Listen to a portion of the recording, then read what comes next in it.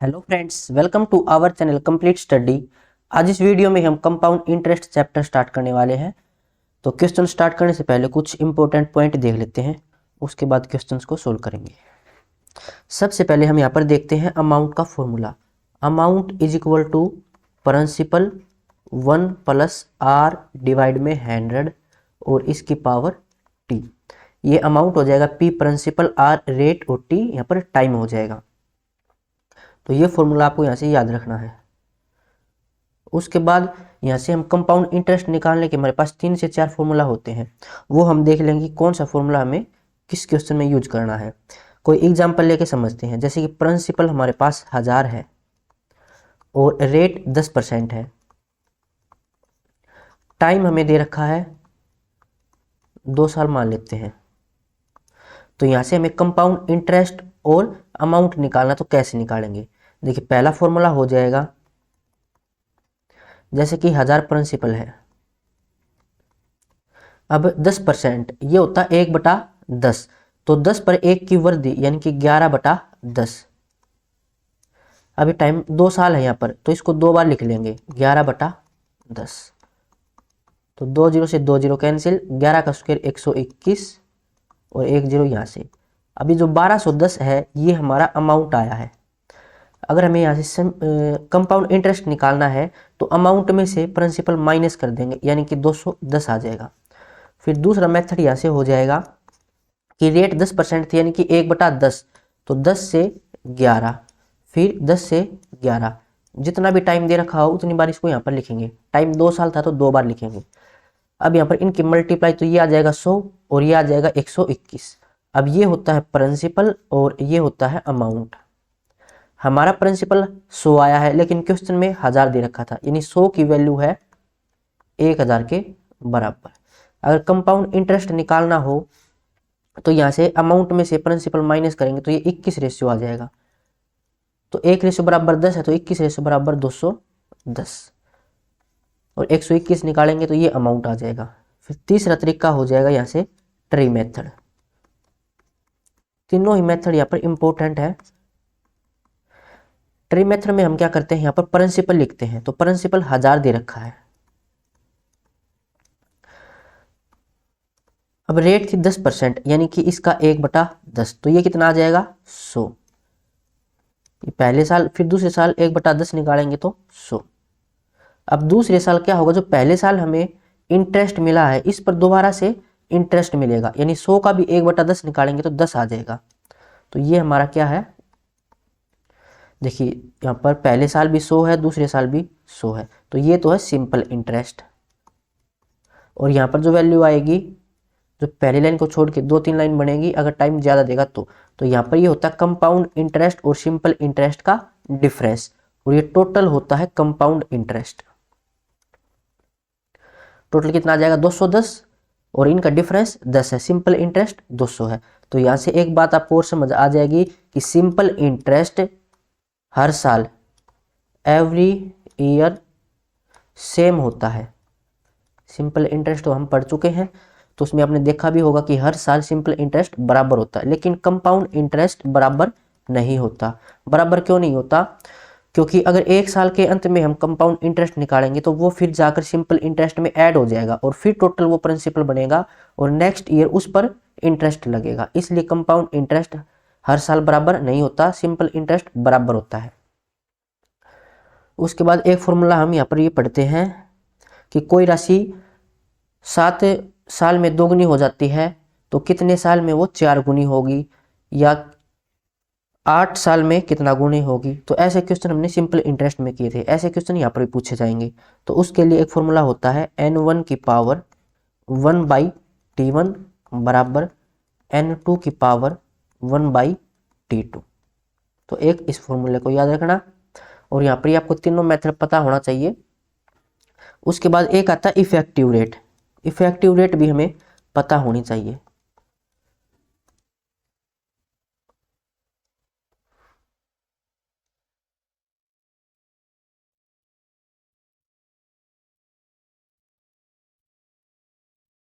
इसको भी पढ़ लेना, इफेक्टिव रेट है ये।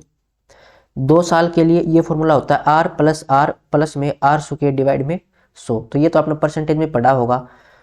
ये 3 साल के लिए है, ये 4 साल के लिए और ये 5 साल के लिए। अगर 10% दे रखा हो तो उसका और इजी होता है। 10% के लिए इफेक्टिव रेट निकालनी हो तो कैसे निकालेंगे? यहाँ पर लिखेंगे 11, फिर एक ऐसे ही लिखेंगे, एक में एक जोड़ेंगे 2 और ये एक फिर सेम, फिर एक सेम, 2 में एक जोड़ेंगे 3, 2 में एक जोड़ेंगे 3 और ये एक सेम, फिर एक ऐसे लिखेंगे 3 और 1 4, 3 और 3 6, 3 और 1 4 और ये एक सेम। तो ये है 2 साल के लिए। इस एक को हटा देंगे यहाँ से, जो ये एक है इनको नहीं काउंट करेंगे। तो 2 साल के लिए इफेक्टिव रेट 21% हो जाएगी। जब आपको 10% दे रखा हो, सिर्फ 10% के लिए है ये। 3 साल के लिए दे रखा पूछा हो तो 33.1 हो जाएगा। 4 साल के लिए 46.41, ऐसे ही आगे बढ़ती रहेगी। तो अब चलते हैं क्वेश्चंस पर।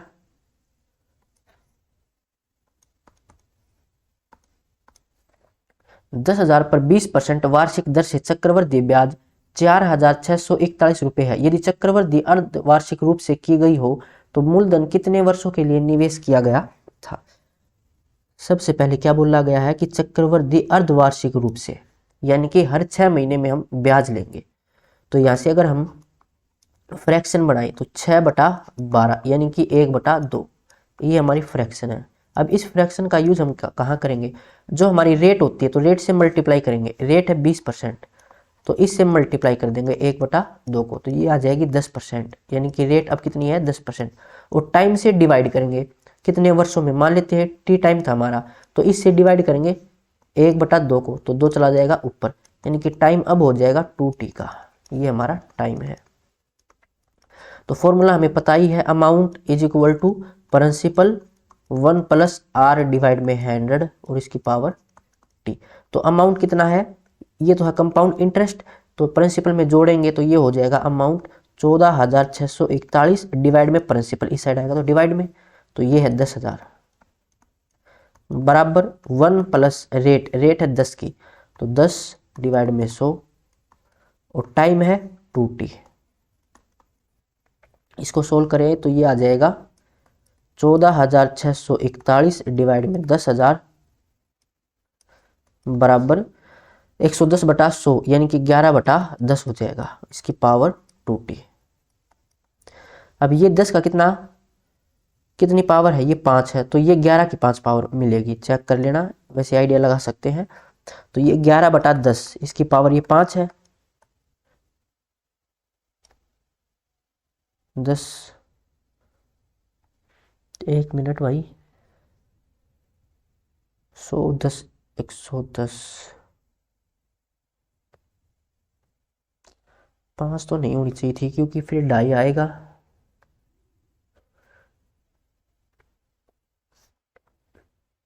10,000 है, 1 2 3 4 है ये। अच्छा, 10 की पावर, इनकी पावर 4 रहेगी, तो 11 डिवाइड में 10, इसकी पावर 2t। अब बेस सेम है और बराबर है तो पावर भी सेम रहेगी, यानी 4 बराबर 2t। तो t की वैल्यू कितनी आ जाएगी? 2 ईयर।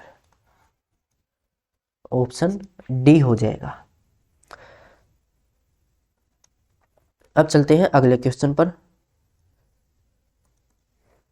जोनाथन ने 3 वर्ष पहले वार्षिक चक्रवृद्धि आधार पर गणनीय 10% वार्षिक ब्याज की दर पर एक राशि 5 वर्षों के लिए उधार ली। इस अवधि के अंत में भुगतान की जाने वाली राशि 1,61,051 रुपये थी। हालांकि कोई पूर्व भुगतान दंड नहीं था, यानी कि अगर हम पहले उसको भुगतान कर दें टाइम से पहले तो हमें कोई दंड नहीं लगेगा, यानी कोई पेनल्टी नहीं है। और जोनाथन को अभी कुछ बोनस भुगतान प्राप्त हुआ जिससे उसने अपना ऋण चुकाने का फैसला किया है। जोनाथन को अभी कितना भुगतान करना होगा?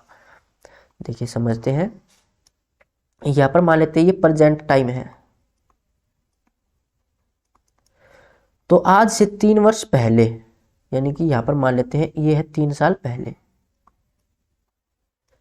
3 साल पहले उसने कोई राशि ली, मान लेते हैं p रुपए की राशि ली, प्रिंसिपल हो गया। और वो ली 10% वार्षिक ब्याज की दर से, तो ये रेट हो गया। और ये 5 वर्षों के लिए ली थी, यानी कि यहाँ से 5 वर्षों के बाद वो राशि लौट आएगा।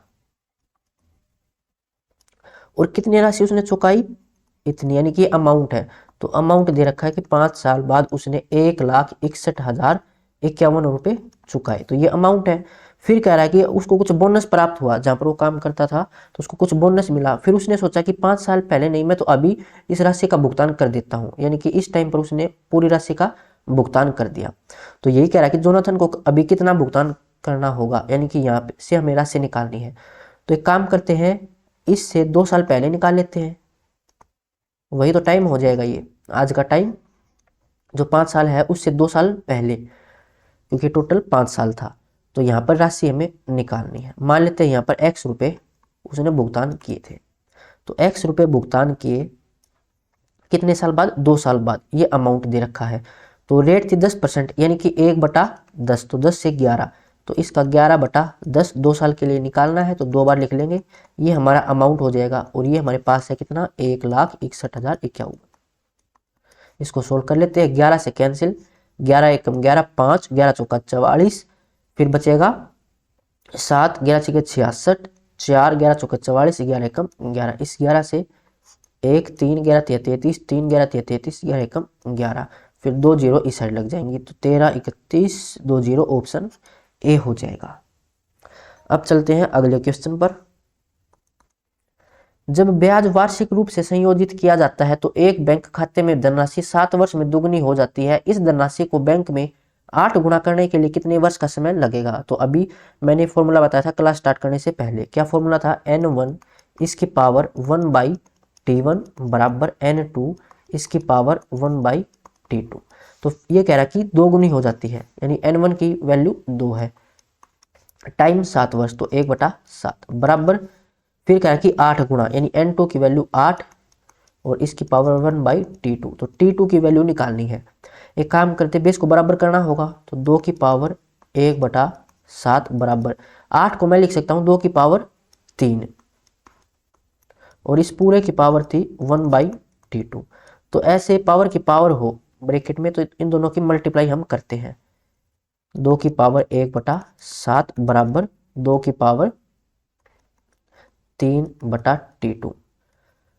अब बेस बराबर है और ये वैल्यू बराबर में है, तो पावर भी बराबर हो जाएगी, 1/7 बराबर 3/t2। तो ये वैल्यू आ जाएगी क्रॉस मल्टीप्लाई से 7 या 21, ऑप्शन ए हो जाएगा। अब चलते हैं अगले क्वेश्चन पर। एक बैंक अपनी जमा राशियों पर अर्धवार्षिक रूप से संयोजित 5% वार्षिक का चक्रवृद्धि ब्याज देता है। एक ग्राहक किसी वर्ष की 1 जनवरी और 1 जुलाई को प्रत्येक 2400 रुपये की धनराशि जमा करता है। वर्ष के अंत में उसे प्राप्त होने वाली धनराशि ज्ञात कीजिए। तो क्या बोला गया है, अर्धवार्षिक रूप से, यानी कि साल में 2 बार, यानी कि 1/2 हमारी क्या हो जाएगी, फ्रैक्शन। अब इसका हम क्या यूज करते हैं, रेट से मल्टीप्लाई। तो रेट है 5, तो 5 से मल्टीप्लाई 1/2, यानी कि 2.5% की अब रेट हो जाएगी।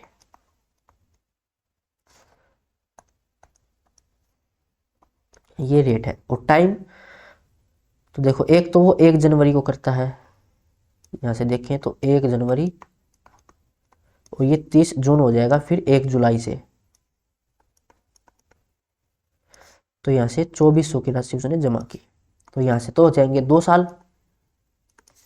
और फिर 1 जुलाई को, 1 जुलाई को, तो यहां से कितना हो जाएगा, 1 साल। अब यहां से ये कह रहा है कि कितनी धनराशि उसे प्राप्त होगी, यानी अमाउंट निकालना है। तो 2400 की राशि, रेट आ जाएगी 5/2 है ना, तो 2 में 5 जोड़ेंगे तो यानी 7/2, ये 2 साल के लिए। तो 2 गुणा 2 4, 4 6 के 24, 600, ये 49, तो 2 जीरो ब्याज है। करता वर्ष के अंत में उसे प्राप्त होने वाली धनराशि ज्ञात कीजिए।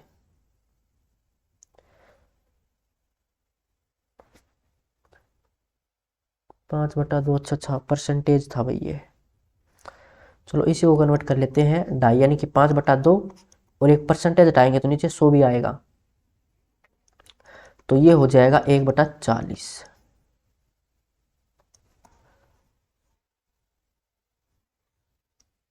अब इसको सोल्व करेंगे तो 2400 मल्टीप्लाई में 40 में 1 की वृद्धि यानी 41/40 मल्टीप्लाई में 41/40, तो ये राशि तो यहाँ से आएगी। फिर यहाँ से भी कह रहा है कि प्रत्येक यानी 1 जुलाई को भी उसने 2400 रुपये, तो यहाँ से 2400 मल्टीप्लाई में 1 साल के लिए 41/40, इन दोनों को जोड़ देंगे, ये टोटल राशि आ जाएगी 2 0, 4 6 24, 2 से 2 और ये 3, फिर नीचे 10 बढ़ा लेते हैं तो ऊपर नीचे 5 के मल्टीप्लाई, तो ये हो जाएगा 15। 41 का स्क्वायर कितना होता है, तो ये है 50 से 9 कम, तो 25 में से 9 माइनस करेंगे 16 और 9 का स्क्वायर 81।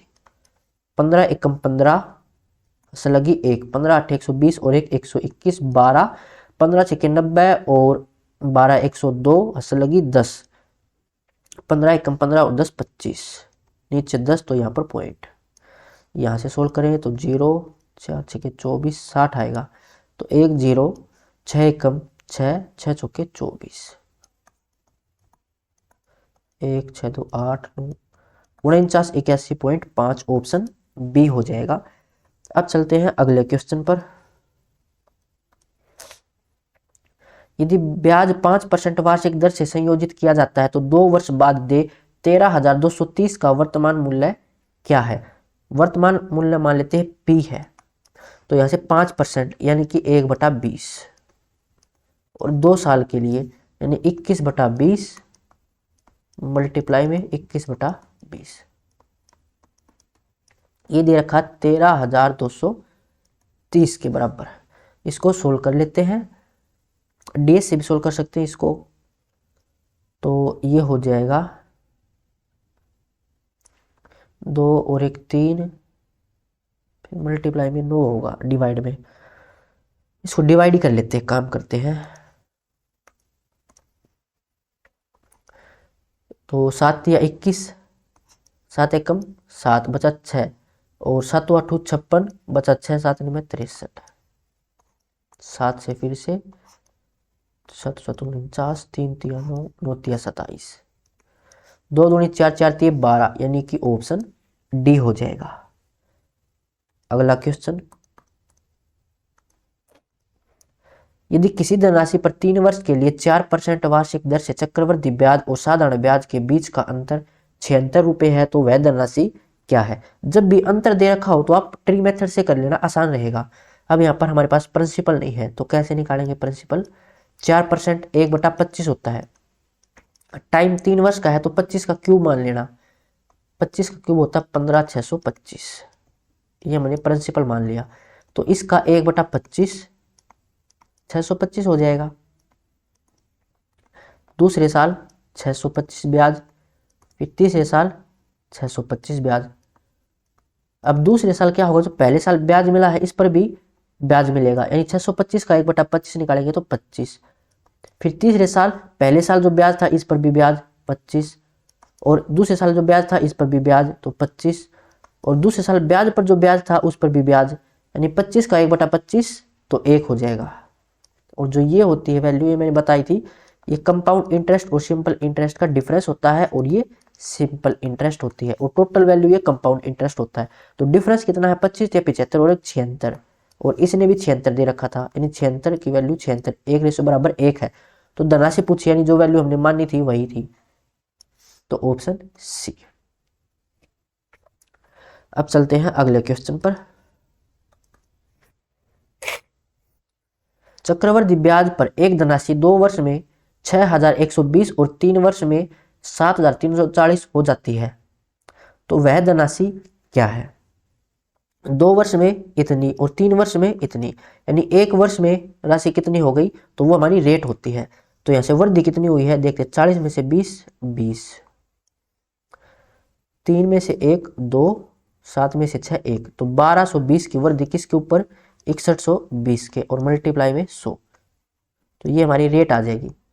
तो ध्यान से देखिए, तो देखो इसका डबल कर अगर हम करें तो 20 दूनी 40, 2 1 कम 2 2 6 12, तो 12,240 होना चाहिए इसका दोगुना। वैसे है कितना 12,200, तो 40 कम है इसमें, अगर दो गुना देखे तो जीरो हटाकर। तो वैसे 40 इसका 10% देखे तो 1% से भी कम है, 1% से भी बहुत कम है, तो ज़्यादा फर्क नहीं पड़ेगा। ये इसका दोगुना और एक जीरो यानी 20% हो जाएगा, ये आसपास 20 के आसपास ही 19 पॉइंट समथिंग आएगा, 20 हमने मान लिया है। तो ये हमारी रेट है। फिर ये कह रहा है कि धनराशि क्या है, तो धनराशि हमने पी मान ली और 2 वर्ष में ये इतनी हो जाती है, यानी ये अमाउंट है 2 वर्ष का। तो 20% 1/5 यानी कि 6/5 निकाले 2 वर्ष के लिए, 6/5 तो ये अमाउंट है। और ये दे रखा 6,120, 6 से कैंसिल करें, 6 कम 6, 6 दूनी 12, फिर 6 से 4 6 जाते 42 और 5 गुणा 5 25, तो 1 0 17 5 85 8, 17 दूनी 34 और 8 42, तो 4250 के आसपास 4254 है, ऑप्शन बी हो जाएगा। अब चलते हैं अगले क्वेश्चन पर। एक निश्चित धनराशि 1 वर्ष 9 माह की अवधि के लिए 10% वार्षिक चक्रवृद्धि दर से ऋण पर दी गई है। यदि चक्रवृद्धि ब्याज 14,060 रुपये है तो ऋण पर दी गई धनराशि ज्ञात कीजिए। जब भी आपको टाइम ऐसा दे रखा हो, कुछ महीने भी दे रखे हो और कुछ साल दे रखे हो, तो इसको हम रेशियो मेथड से कर लेंगे, आसान रहेगा। तो 10% 1 वर्ष दे रखा है, तो 1 वर्ष के लिए तो 10% रेट है, 10% 1/10 होती है, यानी 10 से 11। फिर 9 महीने के लिए रेट निकालेंगे, रेट थी 10%, ये 1 साल की है, तो 9 महीने के लिए 9/12, 9 महीने इसको भी साल में बनाएंगे तो 12 से डिवाइड, तो ये हो जाएगा 2 5 10, 2 6 12, 3 दूनी 6, 3 3 9, तो 5 6 15/2%, परसेंट है तो शॉर्ट आएंगे, नीचे आ जाएगा, यानी अभी 5 से कैंसिल हो जाएगा, 5 3 15, 5 चौका 20, तो 40 में 3 की वृद्धि यानी 40 से 43, इनकी मल्टीप्लाई 400, ये 3 4 और 3 7, 473, ये प्रिंसिपल होता है, ये अमाउंट होता है। तो कह रहा है चक्रवृद्धि ब्याज, वैसे ब्याज हमारा बना 73 और ये कह रहा है 1460, यानी 73 की वैल्यू 1460 है, पूछा गया धनराशि यानी 400 की वैल्यू निकालनी है। 73 का ये डबल है और 1 जीरो यानी 20, 4 दूनी 8, तो 8000 आ जाएगा, ऑप्शन डी। अब चलते हैं अगले क्वेश्चन पर। 24 रुपए की धनराशि 10% वार्षिक दर पर ऋण पर दी जाती है, निम्नलिखित में से कौन सा कथन सही है। तो 3 वर्षों के लिए चक्रवृद्धि ब्याज इतना, तो निकाल लेते हैं क्या इतना ब्याज आता है, तो 10% है यानी 10 से 11, 10 से 11, 10 से 11, तो ये हो जाएगा 1000 और ये 1331, ये प्रिंसिपल, ये अमाउंट, ये धनराशि दे रखी थी, यानी 1000 की वैल्यू 2400 है और यहाँ पर कंपाउंड इंटरेस्ट देखा है 331 की वैल्यू निकालनी है, 2 जीरो से 2 जीरो, 24 से कम 24, असल लगी 2, 24 तिया 72, 2 74, 7, 24 तिया 72 और 7 79 और नीचे 10, तो यहाँ पर पॉइंट, तो इतना कंपाउंड इंटरेस्ट आएगा और ये भी इतना ही कह रहा है, यानी 1 तो सही है। सेकंड स्टेटमेंट है 3 वर्षों के बाद साधारण ब्याज और चक्रवृद्धि ब्याज के बीच का अंतर। तो यहां से अगर हम सिंपल इंटरेस्ट निकाल ले 10% के लिए 3 साल का, तो 30% यानी 2400 का 30% निकालना है, 2 जीरो, तो 1 जीरो, 3 चौके 12, 1 3 दूनी 6 और 1 720, तो इन दोनों का अंतर देखें तो ये आ जाएगा 74.4 और ये कितना कह रहा है 75.8, तो ये तो गलत हो गया, तो पहली स्टेटमेंट सही है, ऑप्शन बी हो जाएगा। अब चलते हैं अगले क्वेश्चन पर। x रुपए पर 25% वार्षिक दर पर 2 वर्ष के लिए चक्रवृद्धि ब्याज और साधारण ब्याज के बीच का अंतर 325 रुपए है, तो x का मान ज्ञात कीजिए। प्रिंसिपल नहीं है, कैसे निकालेंगे, 25% 1/4 और ये 2 वर्ष के लिए तो 4 का स्क्वायर कर लो, 16 ट्री मेथड से कर लेते हैं, ये प्रिंसिपल है। इसका 1/4 निकाले तो 4 आएगा, दूसरे साल इसका 1/4 तो 4, अब दूसरे साल पहले साल जो ब्याज था इस पर भी ब्याज, यानी 4 का भी 1/4 तो 1। अब ये होता है कंपाउंड इंटरेस्ट और सिंपल इंटरेस्ट का डिफरेंस, और ये होता है सिंपल इंटरेस्ट, ये सिंपल इंटरेस्ट होता है। तो हमारा डिफरेंस तो आया है 1 और ये कह रहा है 325, तो 1 की वैल्यू 325 है। पूछा क्या गया है x का मान यानी धनराशि, तो हमें 16 मानी थी। तो 16 25 और 16 25 16 5 80 8 16 दूनी 32 और 8 40 16 तिया 48 और 4 52, तो 5200 ऑप्शन ए हो जाएगा। अब चलते हैं अगले क्वेश्चन पर। 2 वर्षों के लिए 6000 रुपए 10% वार्षिक दर पर उधार दिया जाता है, निम्नलिखित में से कौन सा कथन सही है? तो इस राशि पर प्राप्त होने वाला साधारण ब्याज 1200 है। तो 10% 1 वर्ष के लिए, 2% के लिए 20%, तो 6000 का 20%, 10% 600 और 20% 1200, तो पहला तो सही है। सिंपल इंटरेस्ट चैप्टर पूरा पढ़ चुके हैं तो इतनी आसान वैल्यू को डायरेक्ट निकाल सकते हैं। फिर कह रहा है कि इस राशि पर प्राप्त होने वाला चक्रवृद्धि ब्याज 1260 है, तो इसको निकाल लेते हैं। 10% 10 से 11, 2 साल के लिए है तो 10 से 11, तो ये तो 100 और ये 121। 100 प्रिंसिपल है और ये कह रहा है कि 6000 है। कंपाउंड इंटरेस्ट निकालना है यहाँ से, तो यानी 21 की वैल्यू निकालनी है। तो 2 जीरो से 2 जीरो, 6 एकम 6 6 दूनी 12, तो 1260 आएगा और ये भी 1260 कह रहा है, यानी दोनों स्टेटमेंट सही है, ऑप्शन बी। अब चलते हैं अगले क्वेश्चन पर। एक व्यक्ति ने बैंक से 10% प्रतिवर्ष की दर से 50,000 ऋण लिया, जिसका ब्याज वार्षिक रूप से चक्रवृद्धि होता है। प्रत्येक वर्ष के अंत में वह ऋण और ब्याज के आंशिक रूप के भुगतान के रूप में 15,000 का भुगतान करता है। ऐसी 3 किस्तों के बाद उसे बैंक को कितनी धनराशि का भुगतान करना बाकी है? तो हर साल वो 15,000 का भुगतान कर देता है। प्रिंसिपल था 50,000, तो 1 साल के बाद कितना अमाउंट हो जाएगा? 10% है तो इसका 11/10 निकालेंगे, तो ये आ जाएगा 11 5 55,000। 1 साल के बाद इतना उसको अमाउंट देना है, लेकिन वो 15,000 भुगतान कर देता है, तो बचेगा कितना अब? 40,000। तो दूसरे साल अब 40,000 उसका प्रिंसिपल है, इस पर इंटरेस्ट लगेगा, तो 40,000 पर 10% की रेट से यानी 11/10 निकाले तो ये आ जाएगा 44,000। दूसरे साल इतना अमाउंट उसको पे करना था, लेकिन 15,000 वो पे कर देता है, तो बचेगा कितना? ये आ जाएगा 39,000, सॉरी 29,000। 10 माइनस करे 34, फिर 5 माइनस करे 29,000 बचेगा। अब तीसरे साल 29,000 पर इंटरेस्ट लगेगा, यानी 11/10, तो ये हो जाएगा 0 2 0 9 9 और 2 11, 2 और 1 3, इतना भुगतान करना था, लेकिन 15,000 वापिस कर देता है। तो बचेगा कितना? 2 0 9, 11 में से 5 6, 2 में से 1 1, तो 16,900 का भुगतान वो उसको करना है, इतना बाकी है, ऑप्शन ए। अब चलते हैं अगले क्वेश्चन पर।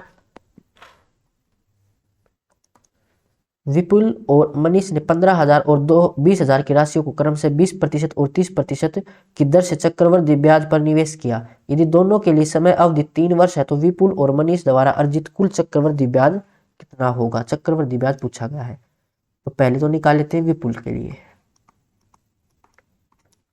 विपुल के लिए रेट है 20%, यानी कि 1/5, तो 15,000 1/5 यानी कि 6/5 निकालना होगा। इसमें ध्यान रखना 1/5 करके डायरेक्ट कंपाउंड इंटरेस्ट इसमें नहीं निकलेगा, इसमें पहले अमाउंट ही निकलेगा, फिर प्रिंसिपल माइनस करके कंपाउंड इंटरेस्ट निकल जाएगा। तो 25 से 25 छिके 150, 605 से फिर 12, तो ये आ जाएगा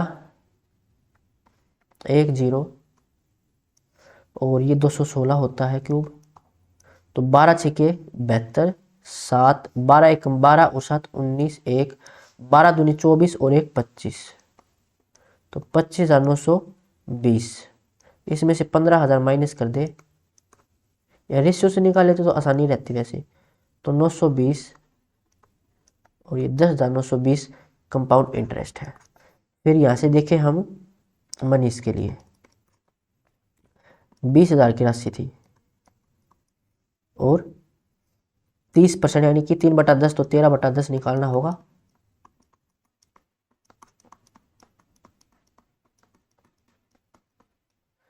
3 0 से 3 0 कैंसिल, 1 0 और 13 का क्यूब ये होता है 2197। तो 2 सत्ते 14, हंस लगी 1, 2 निम 18 और 1 19, 1 2 1 कम 2 और 1 3, 2 गुणा 2 4, इसमें से 20,000 माइनस कर देंगे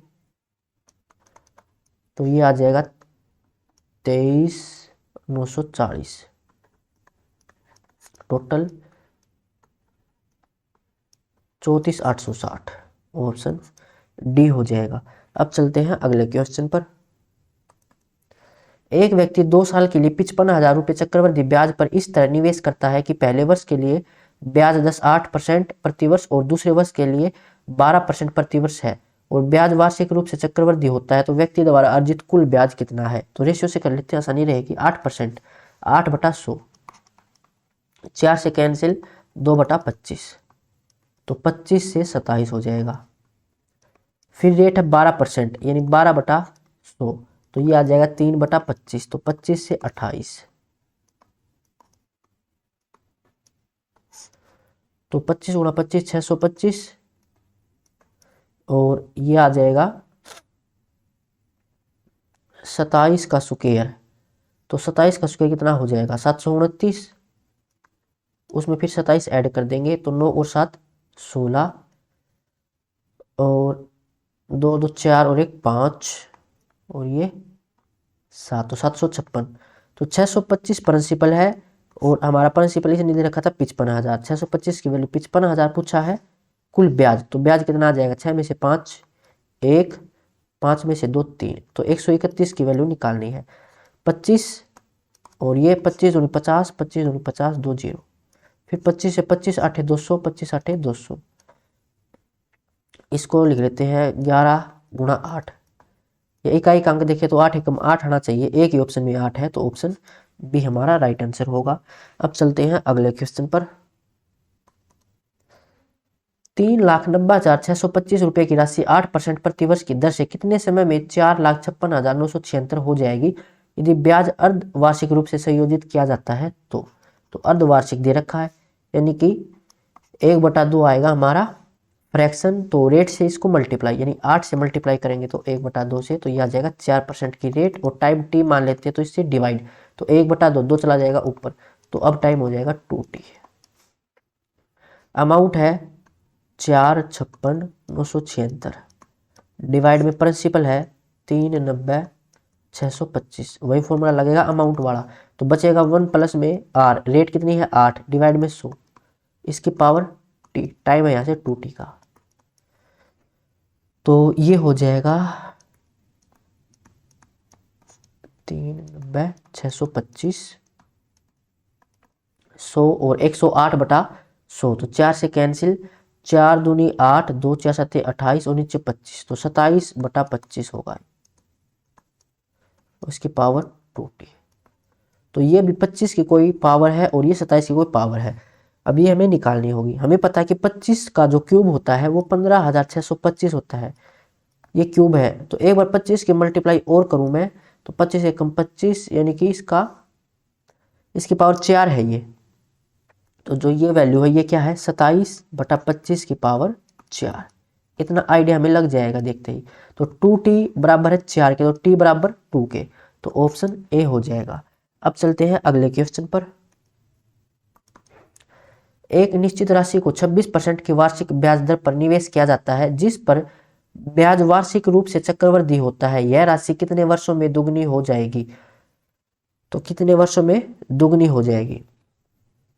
अगर प्रिंसिपल 1 है तो अमाउंट कितना हो जाएगा? दुगनी यानी कि 2, तो यहां से देखो कितना इंक्रीमेंट हुआ है, 100% का हुआ है, 100%, यानी जो हमारी इफेक्टिव रेट है वो 100% आनी चाहिए।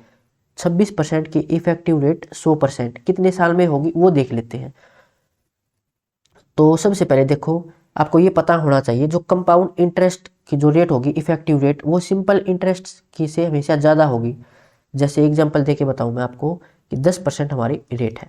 तो 2 साल के लिए अगर मैं सिंपल इंटरेस्ट की रेट निकालूं तो डायरेक्ट पता कि मल्टीप्लाई हो जाता है, 20% होगी। लेकिन वही 2 साल के लिए जब मैं कंपाउंड इंटरेस्ट के लिए इफेक्टिव रेट निकालता हूं तो वो आती है 21%। सिंपल इंटरेस्ट से ज़्यादा होती है कंपाउंड इंटरेस्ट की। तो 26% के लिए अगर मैं एक बार 4 साल के लिए सिंपल इंटरेस्ट भी देखूं तो कितनी आएगी ये, तो 4 छके 24, 2 4 दूनी 8 और 2 10, तो 104 आएगी सिंपल इंटरेस्ट। तो कंपाउंड इंटरेस्ट तो 104 से और ज़्यादा आएगी, यानी ए तो नहीं हो सकता। बी ऑप्शन उठाऊं, बी को एक बार बाद में उठाता हूँ। देखो 4 ही नहीं है तो 5 भी नहीं होगी, क्योंकि 5 तो और ज़्यादा आएगी, लेकिन ले आ रही है कितनी 100। अच्छा 200 चेक कर लेते हैं कि 2 साल में 26 की कितनी हो जाएगी। 2 साल के लिए फॉर्मूला हमारे पास क्या था, आर प्लस आर सुके डिवाइड में 100, या परसेंटेज में पढ़ा था ए प्लस ए बी डिवाइड में 100। यहाँ पर ए और बी की वैल्यू सेम है 26%, तो 26 और 26 52, 26 का सुकेर कितना आ जाएगा 676 डिवाइड में 100, तो यहाँ पर पॉइंट, तो 52 और 6 58 समथिंग आएगा, 100 नहीं आया, तो ये भी आंसर नहीं है। एक ही ऑप्शन बच गया बी, यानी 3 साल के लिए, तो ये हमारा आंसर हो जाएगा। और वैसे मैंने इफेक्टिव रेट भी बताई थी आपको 3 साल के लिए निकालने के लिए, क्लास के स्टार्टिंग में वो फॉर्मूले लिखवाए थे 4, तो वहां से भी देख सकते हो। अब चलते हैं अगले क्वेश्चन पर। 66,300 को ए और बी के बीच इस प्रकार विभाजित करें कि ए को 8 वर्ष बाद प्राप्त होने वाली राशि यानी अमाउंट बी को 10 वर्षों के बाद प्राप्त होने वाली राशि के बराबर है, यानी अमाउंट बराबर है दोनों केस में। यदि चक्रवृद्धि ब्याज में रेट कितनी है 10% की, तो अमाउंट का फॉर्मूला हमें पता है, प्रिंसिपल ए के लिए प्रिंसिपल मान लेता हूं मैं ए है, और 1 प्लस आर है यहाँ पर 10 डिवाइड में 100। ए के लिए टाइम कितना था 8 वर्ष का, तो ये बराबर है ये अमाउंट बी के लिए, तो बी का प्रिंसिपल बी मान लिया। 1 प्लस में रेट है इसकी भी 10% है डिवाइड में 100। इसका टाइम कितना है 10 वर्षों का, तो बी को इस साइड ले आएंगे डिवाइड में, तो ए डिवाइड बी, और इस वैल्यू को इस साइड लेके चलूंगा तो डिवाइड में, और डिवाइड में फिर क्या होता है पावर माइनस हो जाती है, क्योंकि जो बेस है वो सेम है, तो इसकी पावर हो जाएगी 2, यानी 1, इसको सोल्व करूं मैं तो ये आ जाएगा 110 बटा 100, इसकी पावर 2, यानी कि a बटा b, 0 से 0 कैंसिल, तो 121 बटा 100। टोटल a और b की वैल्यू कितनी है रेशियो में 221, और ये वैल्यू हमें दे रखी थी 66,300 के बराबर। पूछा क्या गया है दोनों की वैल्यू a और b की, तो एक बार चेक करें। देखो b की वैल्यू निकालना आसान है क्योंकि 100 है, और b की वैल्यू तीनों 4 ऑप्शन में अलग है, तो 100 की वैल्यू निकाल लेते हैं, यानी b की वैल्यू, तो ये इसका 3 मल्टीपल है, तो 300 और गुणा 100, तो 30,000 ऑप्शन डी में है, ये हमारा आंसर होगा। अब चलते हैं अगले क्वेश्चन पर। एक योजना में 3 वर्षों के लिए एक निश्चित राशि का निवेश किया गया था, जिसमें ब्याज वार्षिक रूप से संयोजित होता है। पहले 2 वर्षों के दौरान योजना में क्रमशः 80% और 60% की दर से वृद्धि प्रदान की, लेकिन तीसरे वर्ष के दौरान 40% की गिरावट आई। 3 वर्षों के लिए कुल ब्याज दर क्या थी, तो 80% होता है 4/5, तो 5 से 9 हो गया। 60% 3/5 होती है, तो 5 से 8 हो गई, और 40% की गिरावट यानी कि 2/5 होता है, तो 5 और 2 की गिरावट तो 3 बचेगा, तो ये हो जाएगा 125, और ये हो जाएगा 72 गुणा 3, 3 गुणा 2 6, 3 7 21। ये प्रिंसिपल है और ये अमाउंट है। ये कितने वर्षों के लिए था 3 वर्षों के लिए, तो इसका क्यूब कर लेते हैं। 2 साल के लिए होता तो इसका स्क्वायर रूट करते। अब ये 1 साल के लिए निकल के आएगा, तो ये है 5 और ये है 6, तो 5 से 6 हो गया, 1 की वृद्धि 5 के ऊपर, यानी 20% की रेट, ऑप्शन बी हो जाएगा। अब चलते हैं अगले क्वेश्चन पर। 5,760 रुपए की राशि प्रति वर्ष एक निश्चित दर से प्रतिशत से 4 वर्षों में 7200 और 12 वर्षों में x रुपए हो जाती है, जबकि ब्याज दोनों मामलों में वार्षिक रूप से संयोजित होता है, तो x का मूल्य ज्ञात कीजिए। एक राशि थी 5760 रुपए की, ये 4 वर्षों में हो जाती है 7200। तो यहां से आपको एक कंसेप्ट पता होना चाहिए कि जो हमारा मल्टीप्लाई फैक्टर होता है वो सेम ईयर के लिए बराबर होता है। यहाँ से 4 वर्ष के लिए तो अगले 4 वर्षों के लिए भी सेम रहेगा। तो यहाँ से मल्टीप्लाई फैक्टर कितना है, 5760 को किससे मल्टीप्लाई करें कि 7200 आ जाए, यानी कि यहाँ से ये होगा 7200 डिवाइड में 5760, ये हमारा मल्टीप्लाई फैक्टर बनेगा। इसकी मल्टीप्लाई करेंगे इससे तो इससे कैंसिल और 7200 बचेगा। तो 4 साल के लिए मल्टीप्लाई फैक्टर यही रहेगा, यहाँ से भी 7200 डिवाइड में 5760, ये 4 साल के लिए। अगले 4 साल के लिए भी यही रहेगा, 7200 डिवाइड में 5760। पूछा है 12 वर्षों में, तो यहाँ से लेकर 5760 से लेकर देखो 12 वर्ष हो गए ना, यानी कि 7200 से ही निकाल लेते हैं कि ये वैल्यू कितनी होगी। तो 7200 मल्टीप्लाई में 7200 मिनट डिवाइड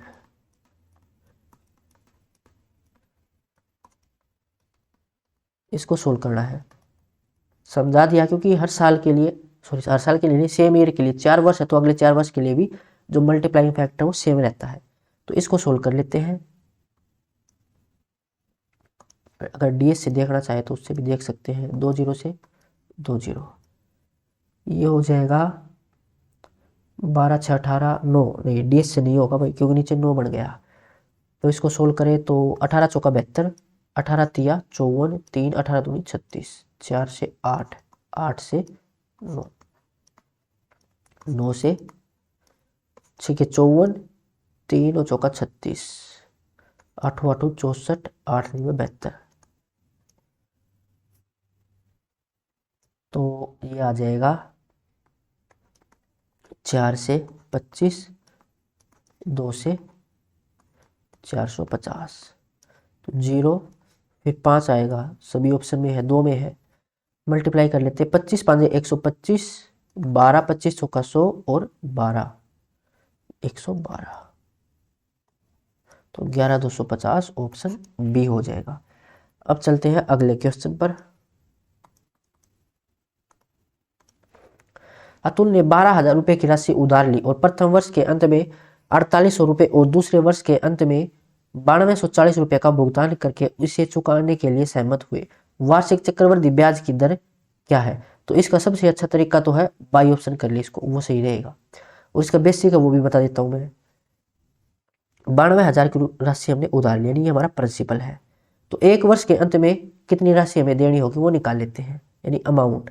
तो 12,000 ये हमारा principal 1 plus rate R divide में 100, तो ये है एक साल के बाद हमारा अमाउंट। लेकिन इसमें से हमने क्या किया, फिर 4800 का भुगतान कर दिया, अब इतनी राशि बची है। अब ये क्या है, सेकंड ईयर का हमारा प्रिंसिपल है, तो ये प्रिंसिपल हो जाएगा, उसी फॉर्मूले में रख लेंगे कम अमाउंट वाले में। तो ये प्रिंसिपल मल्टीप्लाई में 1 प्लस आर डिवाइड में 100, ये क्या है, दूसरे वर्ष के अंत में हमारा अमाउंट। और ये अमाउंट हमने कितना दिया था, 9240 के बराबर। तो जब इसको सोल्व करेंगे तो ऐसे रेट निकल कर आ जाएगी। अब कर लेते हैं बाई ऑप्शन। बेसिक मैंने बता दिया कि ऐसे सोल्व होगा। तो सबसे आसान रेट हमें दिख रही है 10% की, तो एक बार इसको चेक कर लेते, पहले ऑप्शन ए उठाते हैं। तो 12,000 की राशि थी, 10% की रेट, यानी इसका 11/10 निकाल लेते हैं। तो 12 गुणा 11 136, तो 13,000, ये हो जाएगा सॉरी 132, 13,200 इतनी राशि। लेकिन इसमें से हमने 4800 का भुगतान कर दिया।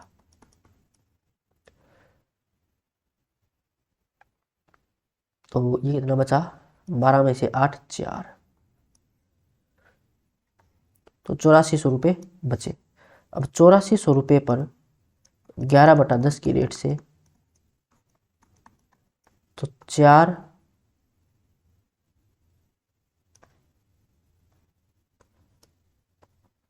8 और 4 12, 1 8 और 1 9, तो 9240 इतना ही भुगतान किया था, यानी 10% सही है। तो ऑप्शन ए इसका राइट आंसर। अब चलते हैं अगले क्वेश्चन पर। ए तथा बी ने एक साथ 7% प्रति वर्ष की दर से 51,750 रुपए की राशि इस प्रकार उधार ली ऋण चुकता करने के लिए ए ने उधार देने वाले दिन से 3 वर्षों के बाद उतनी ही राशि का भुगतान किया जितनी राशि का बी ने 4 वर्षों के बाद किया, यानी अमाउंट सेम है। तो ए द्वारा उधार ली गई राशि। तो मान लेते हैं ए ने ए राशि ली, ये उसका प्रिंसिपल है, प्लस 1 प्लस रेट। तो ए की रेट कितनी है, दोनों की 7% ही है, तो 7/100। पावर ए ने ली थी 3 वर्षों के लिए, तो 3। तो ये अमाउंट का फॉर्मूला था, जैसे अमाउंट निकाल लिया ए का। बी का प्रिंसिपल बी मान लेते हैं, तो 1 प्लस 7/100 और बी का टाइम था 4 वर्षों के लिए। तो ये अमाउंट बराबर है, बी को इस साइड लेके आएंगे तो डिवाइड में, और ये वैल्यू इस साइड डिवाइड में। तो बेस सेम और डिवाइड में है तो पावर माइनस, यानी कि 4 में से 3 माइनस करेंगे तो 1 बचेगी। तो ये आ जाएगा 1 प्लस 7/100, यानी कि 107/100। तो टोटल प्रिंसिपल है 207 और ये कह रहा था प्रिंसिपल 51,750 है। तो वैल्यू निकालनी है ए द्वारा, यानी 107 की वैल्यू। तो ये इसका कितना मल्टीपल हो सकता है, 2 देखिए तो 2 मल्टीपल 2 7 14 2 4, तो बचेगा ऐसे 103, फिर 5, फिर ये इसका 5 7 35 5 मल्टीपल और 1 0। तो 0 25 7 175 हंस लगी 1, 25 एकम 25 और 1 26, 26,750, ऑप्शन डी। अब चलते हैं अगले क्वेश्चन पर। एक निश्चित ऋण को 6,760 रुपए की 2 बराबर अर्धवार्षिक किस्तों में वापस किया गया। यदि वार्षिक चक्रवृद्धि ब्याज की दर 8% प्रति वर्ष है तो ऋण पर कितने ब्याज का भुगतान किया गया था। चक्रवृद्धि ब्याज वाली किस्त, तो इसकी क्लास में डिस्क्रिप्शन में डाल दूंगा, वहां से आप इसको देख लेना। मैंने आईसीएस ओल्ड वाली बुक में कराया था इसको, फिर आप अच्छे से समझ जाओगे। तो 8% की रेट, 8% 8/100, तो ये आ जाएगा 2/25। तो 25 से ये होगा 27। फिर क्या करते हैं, इनका स्क्वायर, 25 का स्क्वायर 625, 27 का 729, 25 से 2,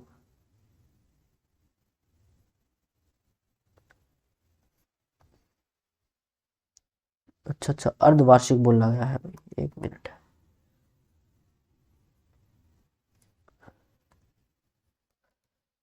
दो बराबर अर्धवार्षिक किस्तों में, तो रेट अर्धवार्षिक के लिए निकालनी होगी, यानी 1/2 हो जाएगी फ्रैक्शन। तो रेट थी 8, 8 से 1/2 को मल्टीप्लाई, तो ये आ जाएगी रेट 4% के लिए।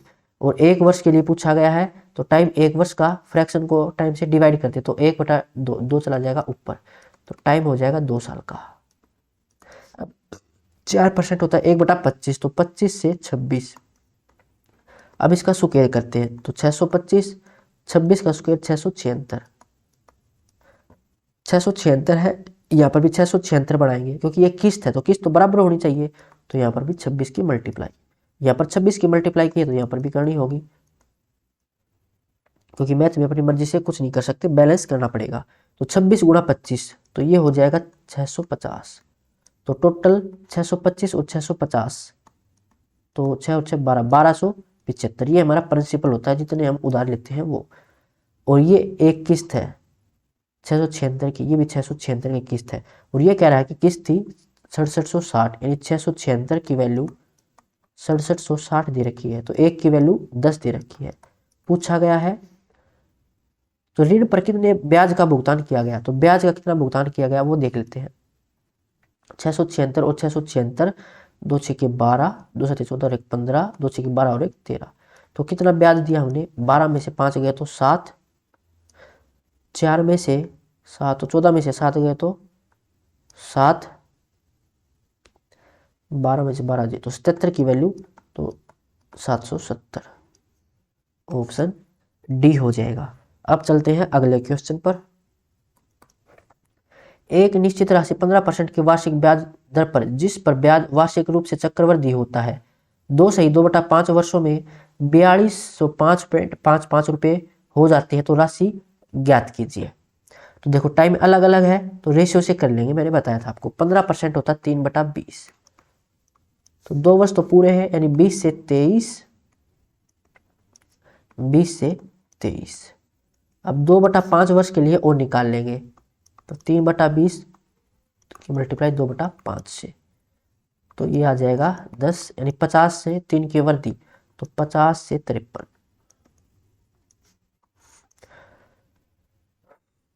4 5 से 20, तो ये हो जाएगा 2000, और ये हो जाएगा 23 का सुकेर। तो 23 का सुकेर 529,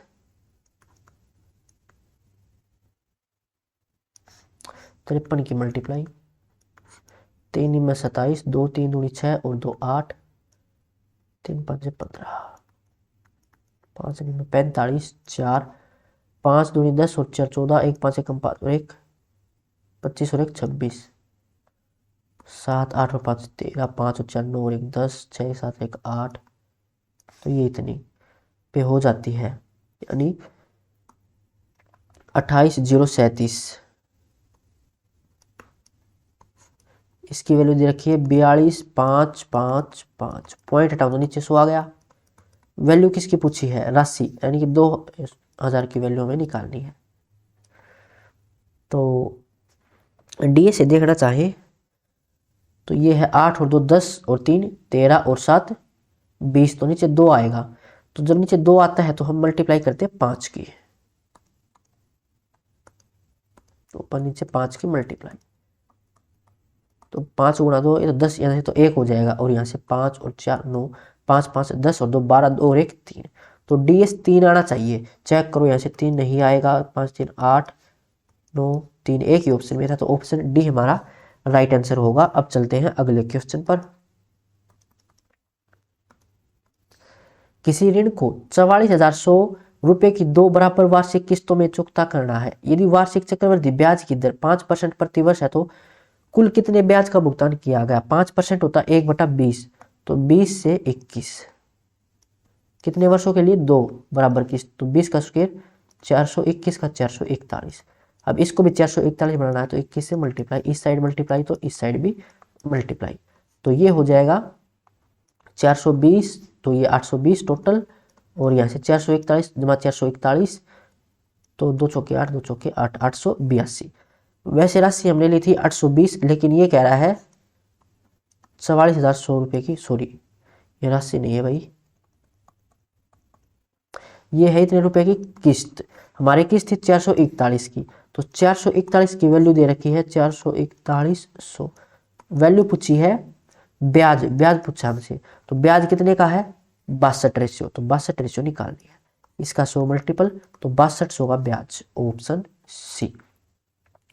अब चलते हैं अगले क्वेश्चन पर। 18,000 रुपए की राशि 10% प्रति वर्ष वार्षिक चक्रवृद्धि ब्याज पर उधार दी जाती है। तीसरे और चौथे वर्ष के चक्रवृद्धि ब्याज में अंतर ज्ञात कीजिए।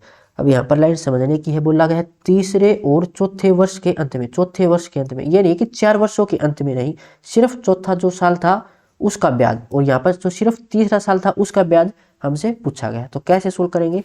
ट्री मेथड से कर लेते हैं, आसान रहेगा।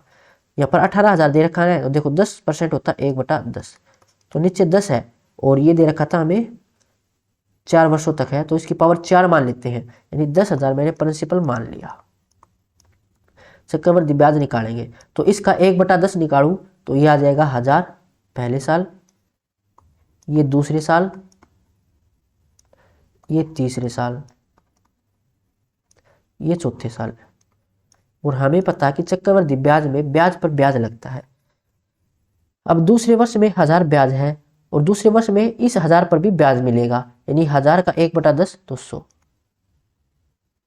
अब तीसरे वर्ष में इस 1000 पर भी ब्याज मिलेगा, यानी कि 100, और इस ब्याज पर भी मिलेगा 1000 पर भी 100, और इस 100 पर भी मिलेगा, तो 100 का 1/10 तो 10। अब चौथे वर्ष में क्या होगा? पहले वर्ष जो 1000 ब्याज था इस पर ब्याज तो 100, इस 1000 पर ब्याज तो 100, इस 1000 पर भी ब्याज, तो इसका भी 1/10 100, और फिर इस 100 पर ब्याज तो 10, फिर इस 100 पर ब्याज 10, फिर इस 100 पर ब्याज तो 10, फिर इस 10 पर ब्याज, 10 का 1/10 तो 1। तो इसमें क्या होता है? ब्याज पर ब्याज लगता है। अब तीसरे वर्ष में देखो, तीसरे वर्ष में ब्याज कितना है? सिर्फ तीसरे वर्ष में, तो ये सिर्फ तीसरे वर्ष में इतना ब्याज था, और ये चौथे वर्ष का ब्याज है हमारा। तो इन दोनों में डिफरेंस कितना है वो देखते हैं। देखो 1000, यहाँ पर भी, यहाँ पर भी 100 100 100 100 10 10, तो अंतर कितना आ जाएगा 10 10 20 और 1 21, तो 121 का अंतर, यानी 121 की वैल्यू हमें निकालनी है। 10,000 हमने प्रिंसिपल माना, जबकि प्रिंसिपल था 18,000, यानी 10,000 की वैल्यू 18,000 के बराबर है। वैल्यू निकालनी है 121 की, तो 3 जीरो से 3 जीरो कैंसिल, 18 एकम 18 असल 1, 18 दूनी 36 और 1 37, 3 18 एकम 18 और 3 21, नीचे 10, तो यहाँ पर पॉइंट, तो 1017.8 ऑप्शन बी हो जाएगा। अब चलते हैं अगले क्वेश्चन पर। या फिर डिफरेंस ऐसे निकाल सकते थे, यहाँ पर सारी वैल्यू को जोड़ते, उसमें से फिर यहाँ पर जोड़ते उसको माइनस करते, वैसे डायरेक्ट इसको हटा देंगे, फिर जो वैल्यू बचेगी वो डिफरेंस ही है।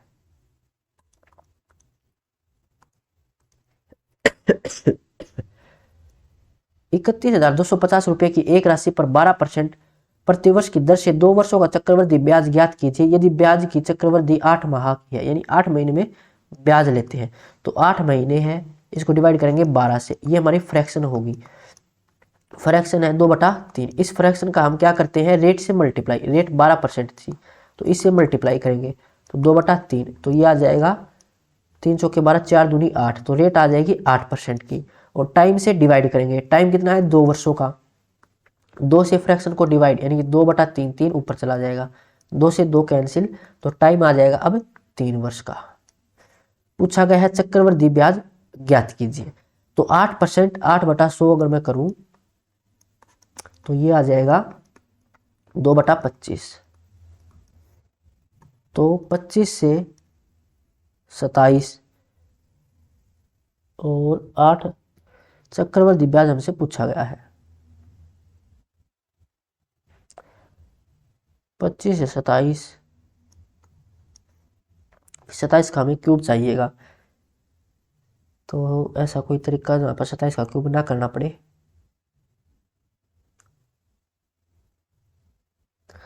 ट्री मेथड से निकाल सकते हैं, वहां पर हमें 27 का क्यूब नहीं करना पड़ेगा, ये रेशियो वाला मेथड हो जाएगा।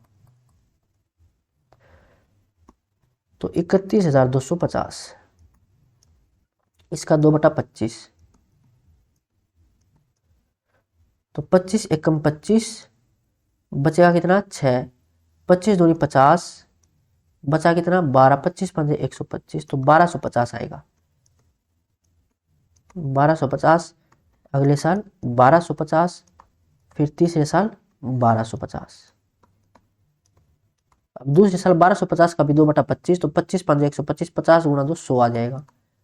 फिर 1250 पर भी ब्याज, तो 100 दूसरे साल इस पर, और ये 1250 पर 2 बार आएगा, तो ये भी 100, फिर 100 पर भी ब्याज, तो इसका भी 2/25, 25 चौका 100, 4 दूनी 8 आ जाएगा। पूछा गया था चक्रवृद्धि ब्याज, तो 1250 गुणा 3, 0, 3 5 15, 1, 12 36 और 1 37, और ये 308, तो 4,058 चक्रवृद्धि ब्याज याद कीजिए। तो इतना कम क्यों है ये, 0, 3 5 15, 1 3 2 6 7, 3 कम 3, 308,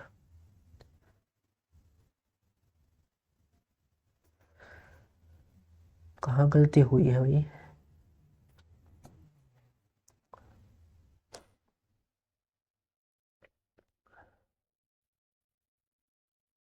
25 एकम 25,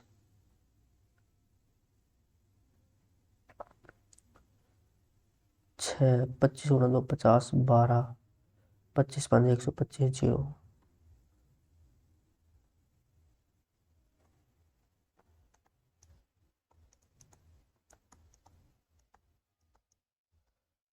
25 5 125, 50 गुना 2 100, ये भी 100 है।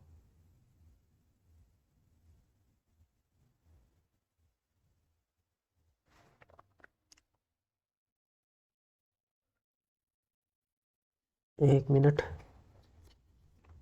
इसको रेशियो से कर सकते हैं, रेशियो से आसान रहता है ये। तो मैं सिर्फ 27 का क्यूब चाहिए था हमें।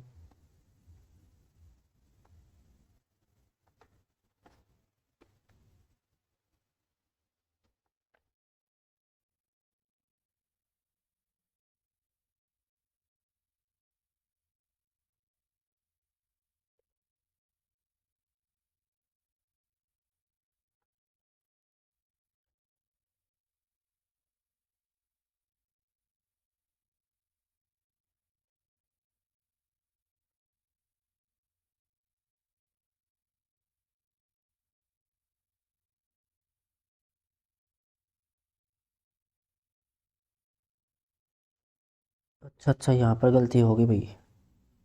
देखो 25 से डिवाइड करेंगे 1250 आएगा, लेकिन उसकी मल्टीप्लाई 2 से नहीं की हमने, यहीं पर मिस्टेक हो गई।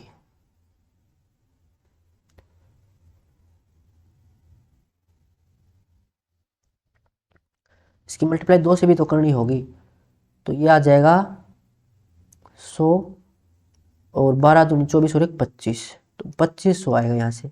ये भी 2500 और ये भी 2500। फिर 2500 का 2/25 निकालेंगे तो आ जाएगा 200। यहाँ पर भी 200 और यहाँ पर भी 200। फिर 200 का 2/25, तो 25 8 200, 8 गुणा 2 16, और ये आ जाएगा 25 गुणा 3 7500, 400 600 616, तो 8116 ऑप्शन बी हो जाएगा। अब चलते हैं अगले क्वेश्चन पर। यदि किसी राशि पर 8% प्रतिवर्ष की दर से तीसरे वर्ष का चक्रवृद्धि ब्याज 3600 रुपये है, तो चौथे और पांचवें वर्ष में चक्रवृद्धि ब्याज के बीच का अंतर ज्ञात कीजिए। अब ये तीसरे वर्ष का चक्रवृद्धि ब्याज दे रखा हमें 3600, तो चौथे वर्ष का अगर हमें ब्याज निकालना हो तो डायरेक्ट इसका क्या करेंगे, 8% है ना, तो इसका 108/100 निकाल देंगे, वो चौथे वर्ष का ब्याज हो जाएगा। फोर्थ ईयर का कंपाउंड इंटरेस्ट कितना आ जाएगा, 3600 था हमारा ब्याज 30 साल का, तो इसका 108/100, ये चौथे वर्ष का। अगर पांचवें वर्ष का ब्याज निकालना है तो ये चौथे वर्ष का ब्याज है, इसका भी 108/100 निकाल देंगे, यानी कि आ जाएगा 3600 मल्टीप्लाई 108/100, इसका 108/100, क्योंकि ये तो है चौथे वर्ष का ब्याज, इसका 108/100 मल्टीप्लाई निकाल देंगे। अब इन दोनों का डिफरेंस निकालना है, तो देखो इसमें से ये माइनस करेंगे, तो 3600 मल्टीप्लाई 108 डिवाइड 100 तो आ जाएगा बाहर, यहाँ से बचेगा 108 डिवाइड 100 -1, 2 जीरो से 2 जीरो कैंसिल, 36 गुणा 8, तो 8 छक्के 48, 4 8 या 24 और 4 28, तो लगी 2, 36 से कम 36 और 2 38, यहाँ से 8/100, तो 8 8 64 6, 8 8 64 और 6 70 7, 8 8 64 और 7 71 7, 8 या 24 और 7 31, नीचे 100, तो यहाँ पर पॉइंट 311 के आसपास ऑप्शन डी हो जाएगा। अब चलते हैं अगले क्वेश्चन पर। 6.25% वार्षिक चक्रवृद्धि ब्याज की दर से 3 वर्ष में दे ₹14,739 की राशि का आज का मान ज्ञात कीजिए। यानी कि 3 साल बाद का अमाउंट दे दिया हमें, वो 6.25% होता है 1/16, ये आपको डायरेक्ट पता होगा, परसेंटेज में सीख रखे हमने। तो 3 साल पहले मान लेते हैं प्रिंसिपल P था, अब इसका 17/16, 3 साल के लिए है ये, तो ये अमाउंट हो जाएगा, और ये वैल्यू हमारे पास है 14,739। इसको सोल्व कर लो, या फिर डीएस से निकालना चाहो तो डीएस से देख सकते हैं।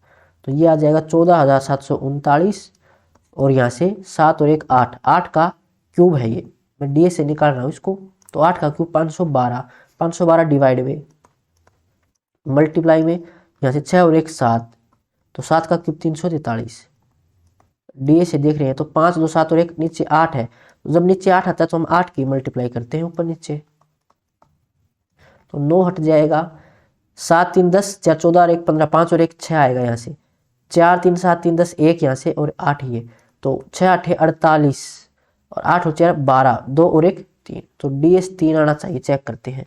8 1 9 4 2 6 1 7 नहीं होगा आंसर। 8 1 9 8 2 10, तो 12 2 और 1 3 आंसर हो सकता है। 7 2 9 4 3 7 1 8 नहीं होगा। 8 1 9 4 2 6 और 1 7 नहीं होगा।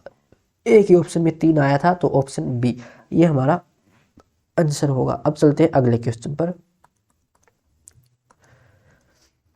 यदि ब्याज की दर प्रति वर्ष 20% चक्रवृद्धि वार्षिक है और किसी निश्चित राशि पर दूसरे वर्ष का ब्याज 250 रुपये है, तो 5वें वर्ष में इस राशि पर ब्याज कितना होगा। तो अभी पीछे समझा था हमने 2 क्वेश्चन पहले ही, सेम कंसेप्ट वही है। दूसरे वर्ष का ब्याज दे रखा है ये 250 और रेट है 20% यानी 1/5, तो इसका 6/5। ये है तीसरे वर्ष का ब्याज, ये है चौथे वर्ष का ब्याज, और ये आ जाएगा फिर 5 वर्षों का पूछा ना, 5वें वर्ष में, तो ये आ जाएगा 5वें वर्ष में ब्याज। 5 गुणा 5 25, ये 125 का डबल, इसका क्यूब 216, तो 32 और ये 4, तो 432 ऑप्शन डी। अब चलते हैं अगले क्वेश्चन पर। चक्रवृद्धि ब्याज वार्षिक रूप से संयोजित पर निवेश की गई एक निश्चित राशि 3 वर्षों में 5040 रुपये तक बढ़ जाती है, यानी ये अमाउंट है। यदि ब्याज की दर पहले वर्ष के लिए 20%, दूसरे वर्ष के लिए 40%, तीसरे वर्ष के लिए 50%, तो राशि ज्ञात कीजिए। रेट अलग अलग है तो भी रेशियो वाला कंसेप्ट लगा लेंगे, आसान रहेगा। तो 20% 1/5, तो 5 से 6, 40% 2/5, तो 5 से 7, 50% 1/2, 2 से 3, तो ये आ जाएगा 25 गुणा 2 50, ये आ जाएगा 42, 3 3 दूनी 6, 3 चौके 12, 50 से 126, ये प्रिंसिपल है और ये अमाउंट है। और यहाँ पर बोला गया था ये अमाउंट है हमारा 5040, तो 126 हमारा अमाउंट आया है और ये अमाउंट कह रहा है कि 5040 है, तो 126 की वैल्यू 5040 पूछा क्या गया है राशि, यानी 50 की वैल्यू निकालनी है। ये आ जाएगा 4 मल्टीपल देखे तो 4 6 24, 2 12 चौके 48, तो 50, बिल्कुल इसका 40 मल्टीपल, तो 500 का 20, तो 2000 ऑप्शन डी हो जाएगा। अब चलते हैं अगले क्वेश्चन पर। तो आज के लिए बस इतना ही, मिलते हैं नेक्स्ट वीडियो में। और यहाँ तक अगर आपका कोई डाउट है तो कमेंट बॉक्स में पूछ सकते हो। इसकी PDF आपको डिस्क्रिप्शन में मिल जाएगी, इसकी PDF आपको टेलीग्राम ग्रुप पर मिल जाएगी, और टेलीग्राम ग्रुप का लिंक डिस्क्रिप्शन में है।